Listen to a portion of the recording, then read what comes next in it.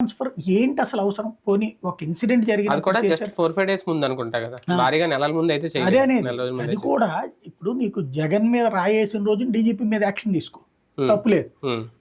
కానీ అవి వెంటనే పట్టుకున్న తర్వాత యాక్షన్ తీసుకోవడం ఏంటి? విజయవాడ పోలీస్ కమిషనర్ మీద డీజీపీ మీద రాళ్ళు ఇళ్ళు ఏమన్నా వేపిస్తారా, లేకపోతే వేస్తుంటే ఆపుకుపోయారా? పోనీ అక్కడ చాటించి జరిగిందే కదా, దాన్ని అంత వేగంగా పరిశోధించి పట్టుకున్నారు కదా.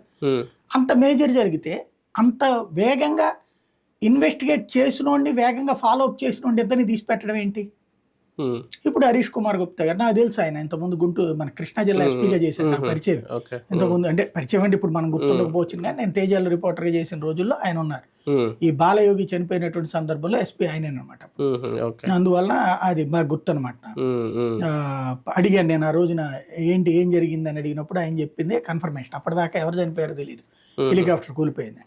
మంచి సిన్సియర్ ఆఫీసర్, అందులో డౌట్ లేదు. కాకపోతే ఇవాళ ఉన్నటువంటి ఇప్పటికిప్పుడు పాప ఆయనకి ఏం టైం ఇచ్చారు? అదే కదా, ఏం చేస్తారు? ఇంకోటి ఇంటెలిజెన్స్ చీఫ్ మార్చేశారు. ఇన్నేళ్ల నుంచి ఒక సిస్టమేటిక్ గా పెట్టుకున్నది. నా గూఢచారి నీకెందుకు పని చేస్తాడు? బేసిక్ గా గూఢచారులు ఎట్లా ఉంటుంది అంటే గ్రౌండ్ లో మన పక్కనే ఏ టిస్టాలు అమ్మేవాడు, బండి అమ్మేవాడు, బజ్జీలు అమ్మేవాడు ఎవడో ఉంటాడు, వాడు మామూలుగానే వ్యాపారం చేసుకుంటుంటాడు.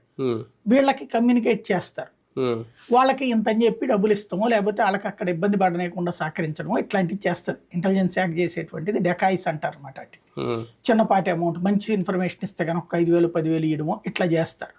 ఇట్లాంటి డెకాయిలు ఎవరికి